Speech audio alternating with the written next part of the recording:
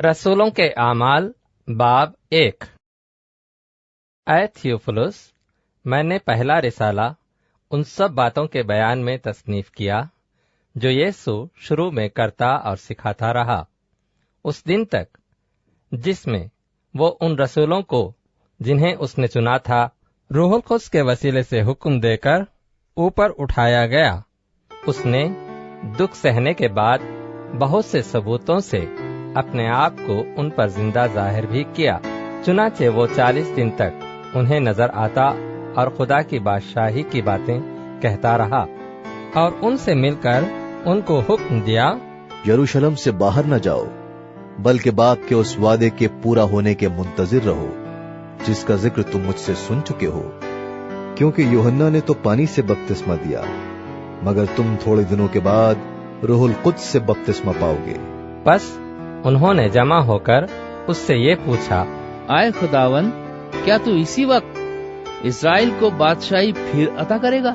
उसने उनसे कहा, उन वक्तों और मियादों का जानना जिन्हें बाप ने अपने ही अख्तियार में रखा है तुम्हारा काम नहीं, लेकिन जब रूहुल कुद्स तुम पर नाजिल होगा तो तुम कुव्वत पाओगे और यरूशलेम और तमाम यहूदिया और सामरिया में बल्कि जमीन के इंतहा तक मेरे गवाह होगे।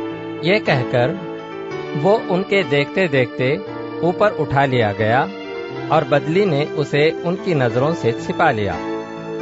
और उसके जाते वक्त जब वो आसमान की तरफ गौर से देख रहे थे तो देखो, 2 मर्द सफेद पोशाक पहने उनके पास आ खड़े हुए और कहने लगे, अरे गलीली मर्दों, तुम क्यों खड़े आसमान की तरफ देखते हो?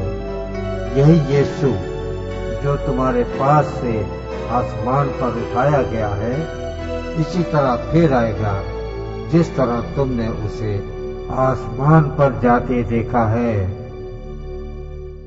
तब वो उस पहाड़ से जो जैतून का कहलाता है और यरूशलेम के नजदीक सब्त की मंजिल के फासले पर है, यरूशलेम को फिरे और जब उसमें दाखिल हुए तो उस बालाखाने पर चढ़े जिसमें वो यानी पतरस और यूहन्ना और याकूब और अंद्रियास और फिलिपुस और तोमा और बर्तलमाई और मत्ती और हल्फई का बेटा याकूब और शमौन जेलोतीस और याकूब का बेटा यहूदा रहते थे।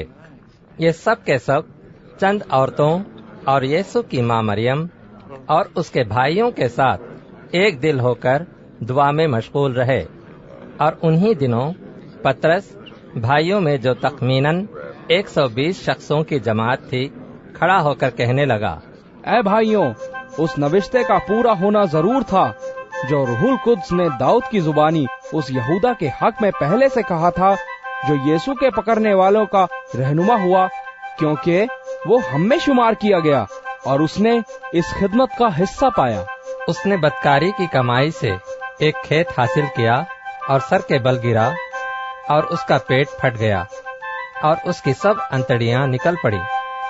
और ये यरूशलेम के सब रहने वालों को मालूम हुआ, यहाँ तक कि उस खेत का नाम उनकी जबान में हकलदमा पड़ गया, यानी खून का खेत।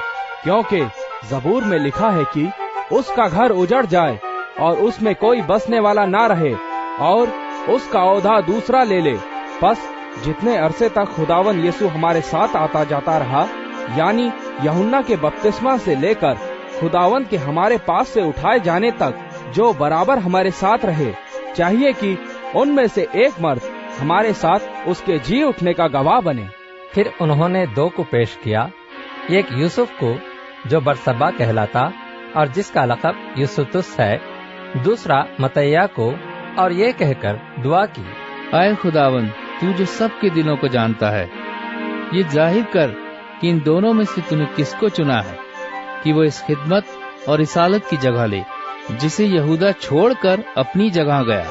फिर उन्होंने उनके बारे में कुरा डाला और कुरा मतैया के नाम का निकला। बस वो उन 11 रसूलों के साथ शुमार हुआ।